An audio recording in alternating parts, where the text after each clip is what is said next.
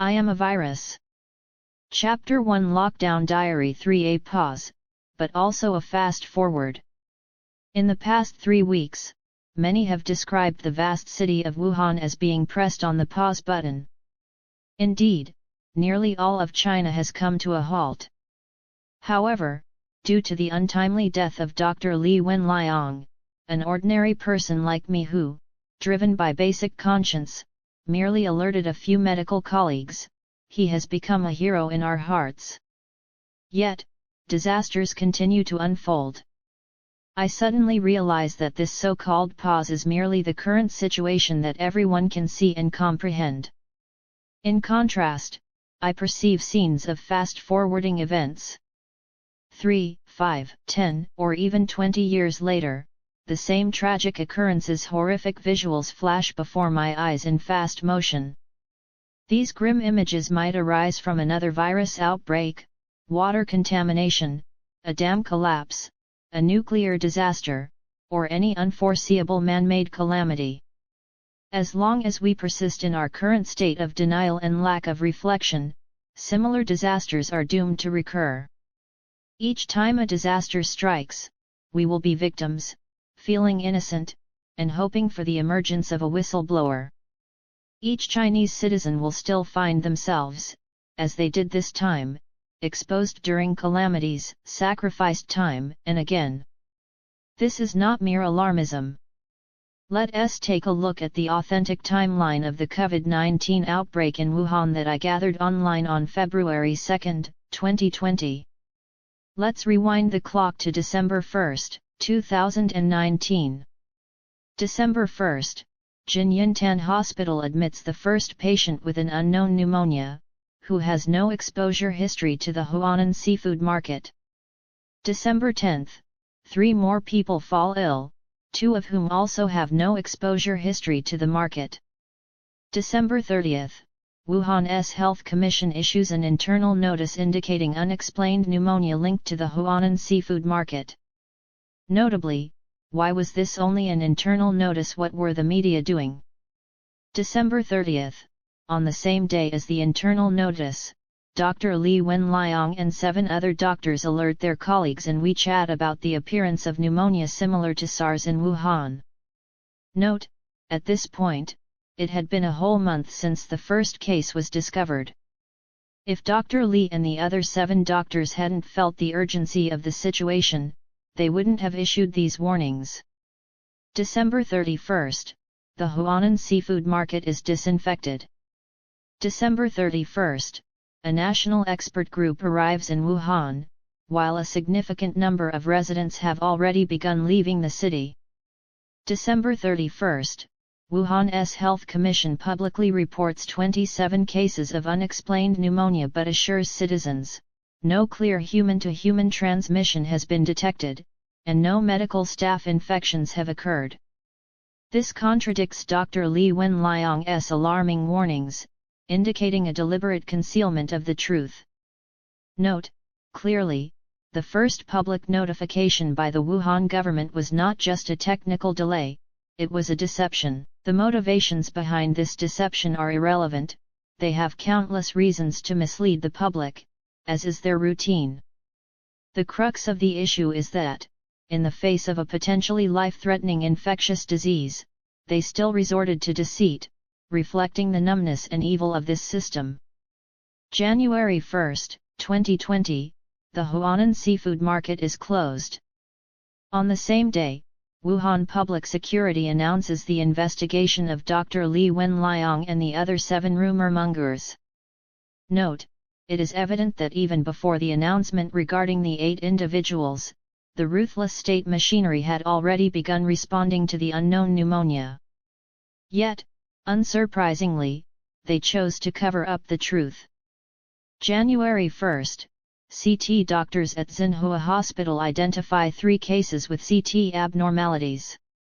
January 2, a large number of sanitation workers clean the Huanan seafood market. January 5, an emergency doctor at Tongji Hospital reports CT abnormalities. On the same day, Wuhan's Health Commission announces 59 cases, asserting no clear human-to-human transmission and no medical staff infections. Note, it is certain that, based on our current understanding of the transmissibility and speed of the novel coronavirus, the reported 59 cases were fabricated. The actual number was undoubtedly much higher. Their repeated assurances of no clear human-to-human transmission were likely designed to avoid causing panic. In such a life-threatening situation, an unsubstantiated claim of no clear human-to-human transmission should have provoked serious questioning, yet no one, including myself, reacted. January 5. The Wuhan Municipal People's Congress and Political Consultative Conference convene. January 6. An internal meeting at Xinhua Hospital emphasizes that information cannot be leaked, especially to the media. January 6.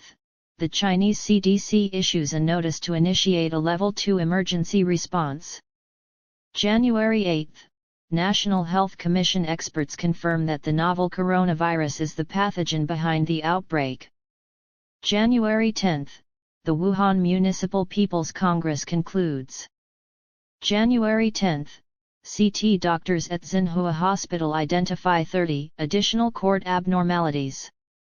January 10. The emergency doctor at Tongji Hospital is confirmed as a case. January 11. A second medical staff infection is reported at Xinhua Hospital, and Wuhan's Health Commission confirms 41 cases with 1 death, insisting there have been no new cases since January 3, still stating no clear human-to-human transmission or medical staff infections. Note, the Wuhan city government seems to be delaying disclosures, possibly waiting for higher-level directives. January 11. The Hubei Provincial People's Congress convenes. January 15. The Chinese CDC issues a notice to initiate a Level 1 emergency response. January 16.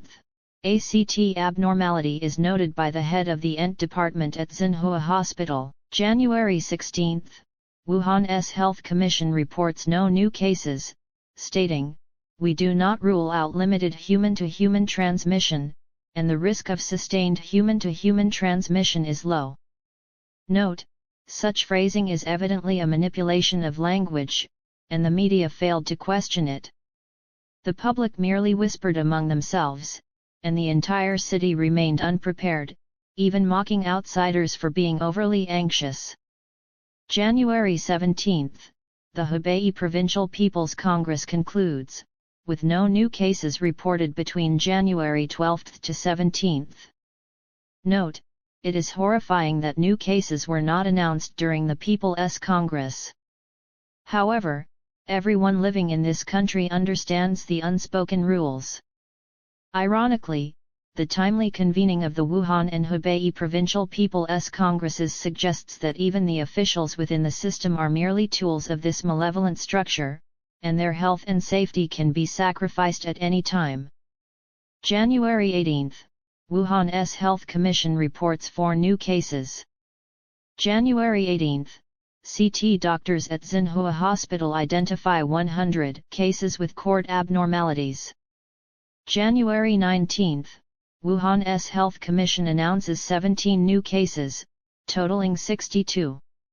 January 20. CT scans at Xinhua Hospital reach saturation. January 20. Dr. Zhong Nanshan announces to the media in Wuhan that human-to-human transmission has occurred. January 22.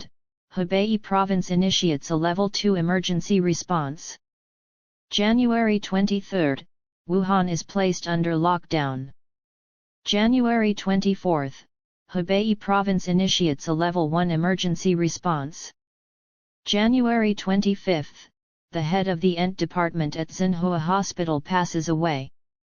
Reflecting on the actions of the government during the 54 days from December 1, 2019, to the lockdown on January 23, 2020, reveals the absurdity and malice of their operations. But have we considered that beyond Dr. Li Wenliang and the other 7 whistleblowers alerting their friends via WeChat, the informed citizens in such a large city were likely far more than just these 8 doctors. The government's flawed information dissemination failed to trigger any questioning from the public, even among the millions of residents. So, what will happen when the next disaster strikes if a city, a country, functions like a living organism? Isn't our immunity alarmingly low? What can we do to prevent the next crisis from devolving into a man-made disaster? Indeed, after the lockdown of Wuhan, some reflections surfaced, with many noting that SARS had not been severe in Wuhan 17 years prior. Thus, Wuhan residents and the municipal government never had the chance to learn from the previous SARS outbreak, leading to their slow response. But is that truly the case? Clearly not. The reason for this pandemic spiraling out of control is solely the government we have tolerated. The operational logic of this system has never regarded the health and lives of the people as a top priority. Even we ourselves, if not for the lack of confirmed effective treatments, would continue to live in fear, acutely aware that deadly dangers could strike at any moment, yet remain indifferent. I can only say that every one of us harbors a virus in our minds, a virus akin to the one causing the current COVID-19 pandemic. We remain uncertain about its origin and transmission. The only difference is that one is a long-term, chronic threat while the other manifests abruptly and lethally. The fast-forward images I see indicate that if we do not eradicate the deep-seated virus within ourselves, every manageable crisis will inevitably transform into a disaster, repeatedly imposing upon us and affecting the whole world, all of humanity. This includes myself and anyone on this planet. This is why I chose the title I Am the Virus. It is not an impulsive reaction or a hasty judgment born from the anxiety of being at the center of disaster, rather, it represents a culmination of my thoughts over the years. Even if many might perceive my conclusions as alarmist, they are rooted in genuine concerns and lived experiences. In the not-so-distant East, there exists a vast group of people carrying a certain deadly chronic virus that could erupt at any moment, endangering themselves and all of humanity. This highly infectious novel coronavirus, with its rapid and invisible transmission, is horrifically previewing the potential damage that a Chinese virus could inflict upon the entire world, in a way we all dread but seem unable to avoid. If the people of Wuhan have endured such a devastating disaster at such a high cost, and if the entire world has been swept into this terrifying vortex, then as a Wuhan native, it is imperative that I take action and engage in profound reflection. It is nearly impossible for China to escape the next disaster if we do not. Moreover, the world waits passively, uncertain of the day when another calamity will once again emanate from this great eastern nation, sweeping across the globe. Thus, I cannot wait. I must become a whistleblower now, sounding the alarm for the whole world. I want every Chinese person to hear it, and I want the entire world to listen. February 12, 2020